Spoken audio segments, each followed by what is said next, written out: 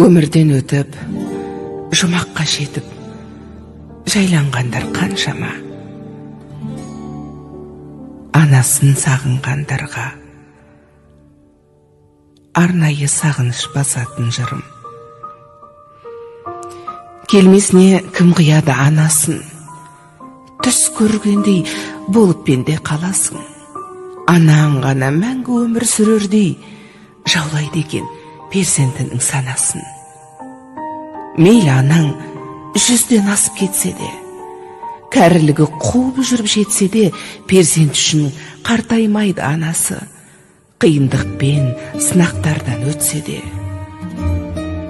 Асыл ана, жүзің нұрлы күн едің, шаңырақтың мерекесі гүл едің. Сабырлы едің, қадамы бар салмақты, мейірімге бөлеуші едің жан жақты.